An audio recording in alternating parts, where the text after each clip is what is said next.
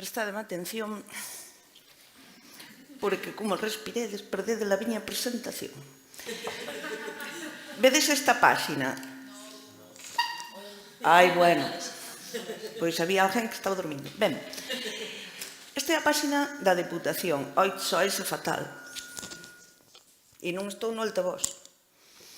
Aquí tedes a exposición e aquí a unidade didáctica que fixemos Beatriz Maceda máis eu. A unidade didáctica son recursos para explicar a exposición que vos acaba de contar, a de sinaladas, que vos acaba de contar Monse Fajardo. Aquí acaba a miña intervención. É dicir, é polo que me pagan. A partir de aquí é todo recheo. Se queredes marchar ou se, Eva, se me queres cortar, tamén me podes cortar. Se non me cortades, imos aló á unidade didáctica. Ben, éramos 3 persoas aquí nesta mesa, falta unha. Imos fazer un momento presbicia. Beatriz Maceda mandou unhas letras. Pero vou falar no seu nome. Non está nada ben que faga iso, pero como non está, pois non o vais a ver. Bueno, se tiñas que vir ti. Pois non me compliques, porque ti ves, dixo Paula Carballera que ela era analóxica, mireu que traio as leis escritas. Ala, ves, xa me fastidiaste. Non, era a primeira página. Ala, onde foxe? E agora ves a de... Sí. Aí estabas-me atendendo, por onde había que entrar. Dalle aí. Ti deixo aí, que esta xente quere marchar, non quere nin atenderme. Falaba Monse Fajardo, dicía Monse, porque os triángulos serán pirámides, xente.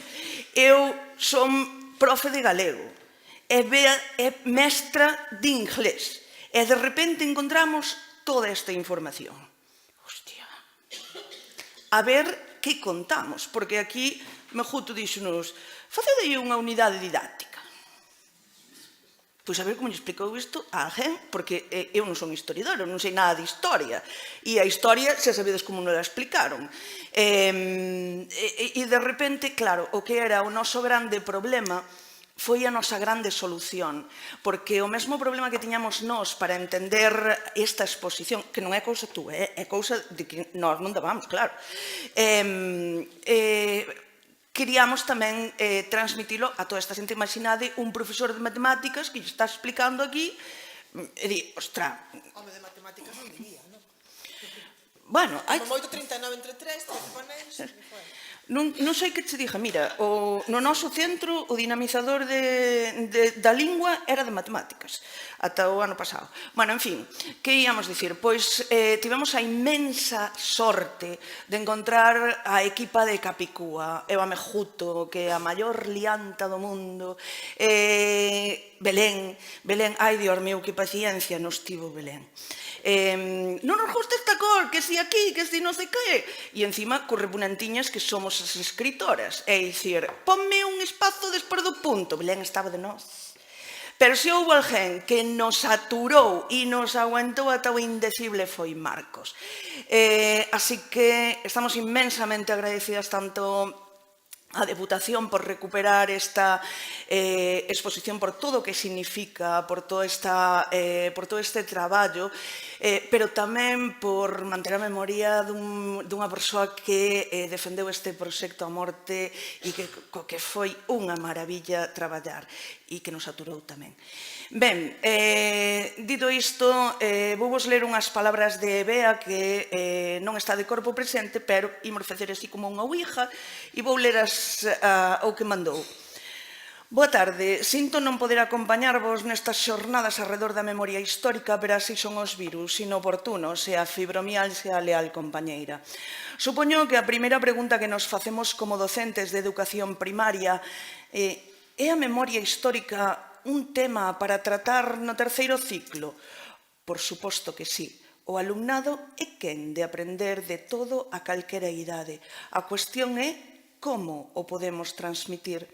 Non sei se con estes dous proxectos didácticos que realizamos a miña compañeira Eli Ríos, Eli Ríos son eu, e máis eu, tendo como punto de partida a documentación achegada na exposición sinaladas, o conseguimos, pero a nosa intención é achegar información, actividades, música, vídeos, en definitiva, recursos que faciliten a súa comprensión.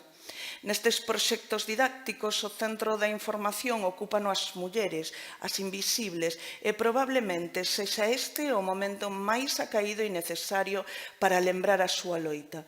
Procuramos dar a coñecer os acontecementos pasados, provocar unha reflexión e desenvolver unha conciencia crítica e identitaria.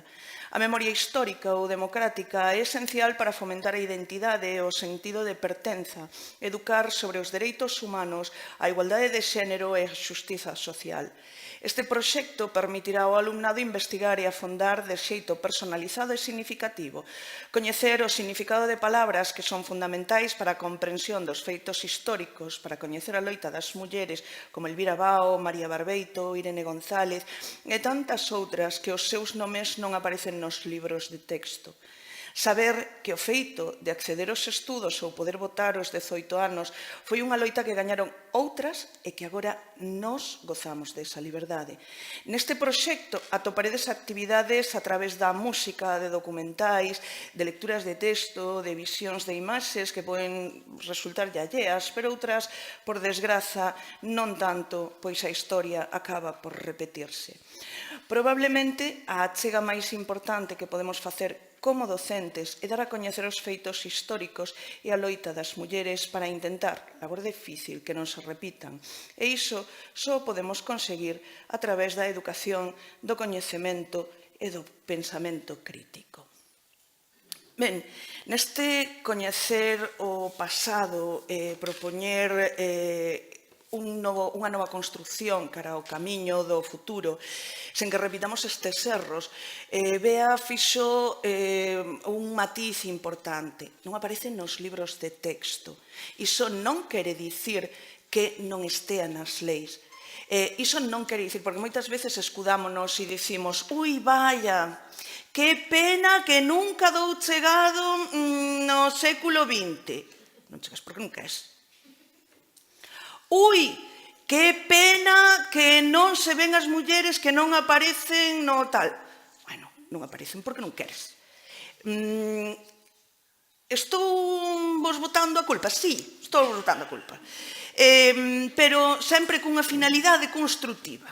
A finalidade é, por Dios, é moi fácil estancarnos e dicir ai, esa rapazada, mira, que están todo o día no TikTok e estánlle contando historias e non profundizan nada, porque igual nos toca a nós facer ese traballo previo. E ese traballo previo dá moitísimo traballo. E eu sei, estades ata arriba de proens, de avaliacións, de informes, son plenamente consciente. Por iso, hai un equipo como o de Eva Mejuto que está a traballar aquí nestas xornadas para darvos o material. Entón, nós imos bordar o conto feito. Vos aí mirades e dices, ai, que quero tratar? Porque é fundamental. Mira, o outro día tiñamos no noso centro, aquí empezan as historias da avoa, tivemos no noso centro unha charla sobre trasplante de órganos. Interesantísimo, claro, toco mir, eu vou onde me mandan. Resulta que estaba ali o señor dicindo, Dios mío, Galicia era do sitio onde menos se doaba. E empeza ali cunhas gráficas, e ai, que vergoña, por Dios, o 30% da xente que non doaba órganos. E entón fixeron unha moría de estudios, porque o de facer estudios e levantar comisións dásenos ben. Entón, fan ali un estudio para ver por que a xente non doaba, e descubriron, xente, que era por ignorancia. Era difícil, Bueno, da igual. O caso, que fixeron?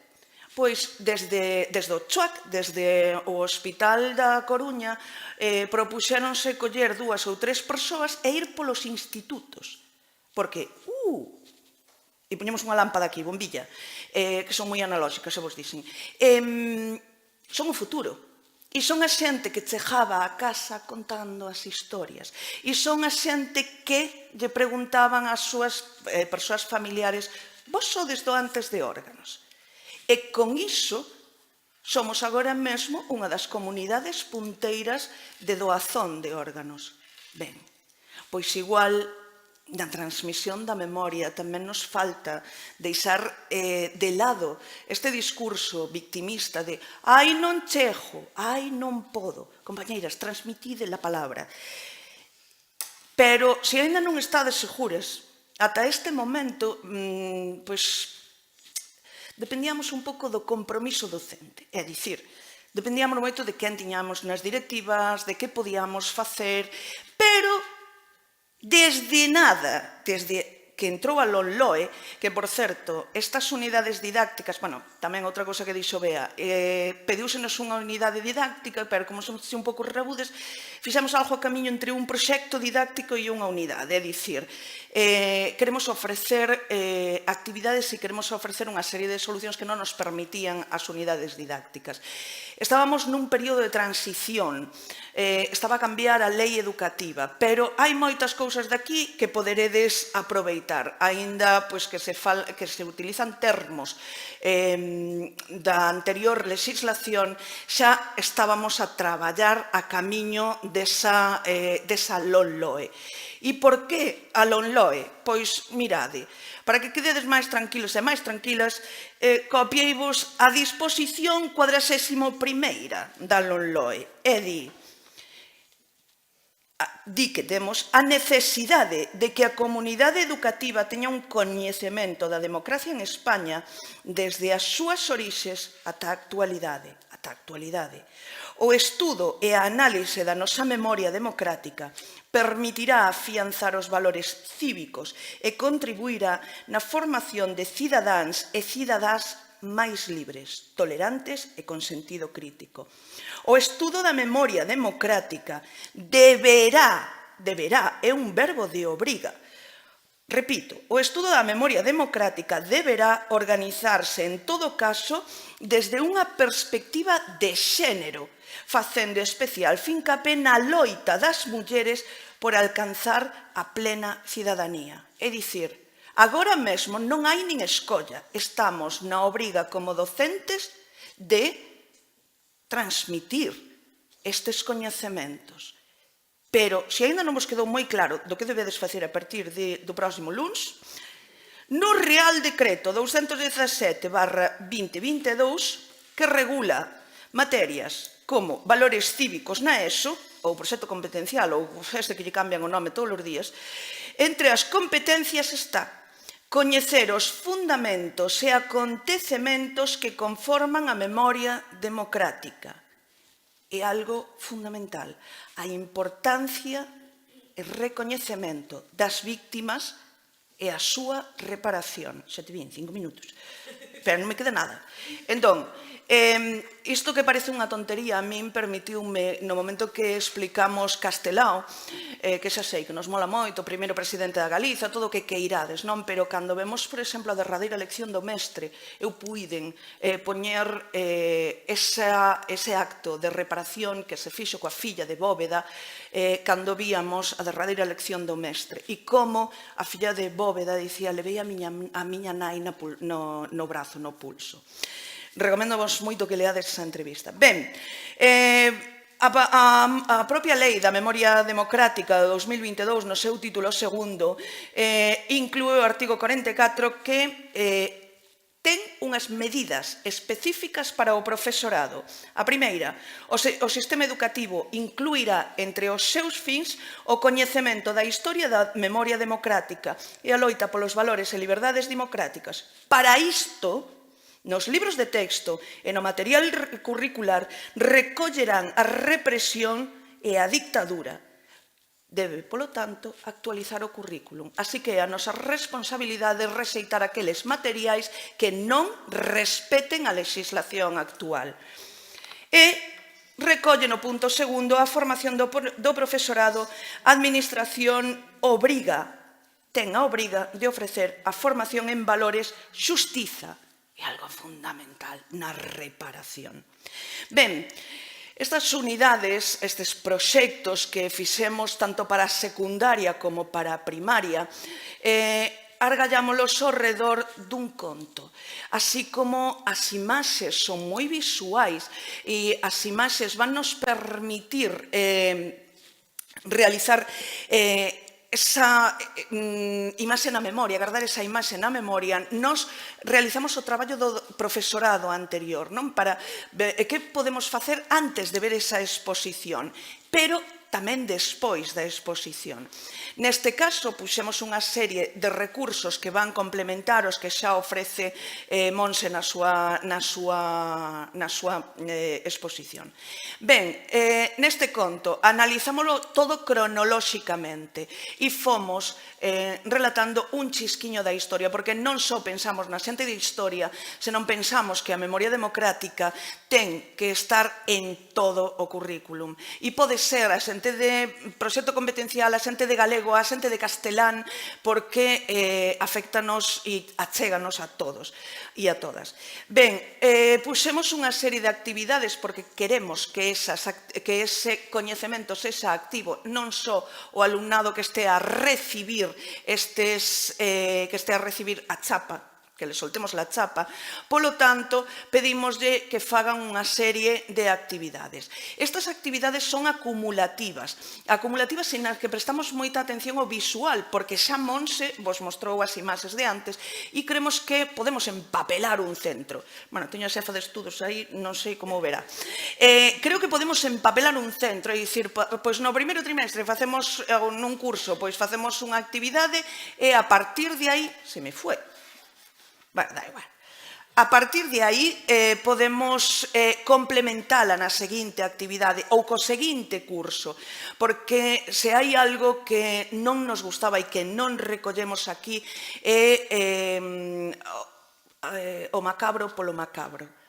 Contaba Monse que moitas das imaxes non se puxeron. Non hai necesidade do morbo. Non só, senón que estamos a contar historias moi próximas e historias que traen moita dor, porque esas crianzas van ir a casa e van a preguntar. Mantivemos todos os nomes que aparecen na exposición, son unha auténtica animalada. Cantas eran? 359, non? 540. Carai, 540, porque a idea é que cada quen teña a posibilidade de contar a historia local, a historia da súa zona. Ben, con isto termino a miña exposición. Convídovos a que vos acheguedes. Moi sinxeliño, non vos cobran nada polo acceso, é de balde. Facemos moito ben, cambiamos e construímos ese futuro coas crianzas en vez de estar sempre rajando. De verdade, pois un pouco no fío de pola mañán, nos en primeiro da ESO estamos lendo a obra de Paula Carballeira, a de Daniel Nopeirao, e están desexando saber. Hai unha introdución nese libro que di: mira, seguro que a estas alturas non sabes quen é Castelao, pero pregúntalle a alguén. Maldita hora na que Paula Carballera nos fixo traballar, porque preguntan, e preguntan moito e queren saber. Así que alimentade a súa curiosidade, enchede eses ocos que ten. E con isto vayan vostedes en paz despois de toda esta xornada. Moitísimas grazas.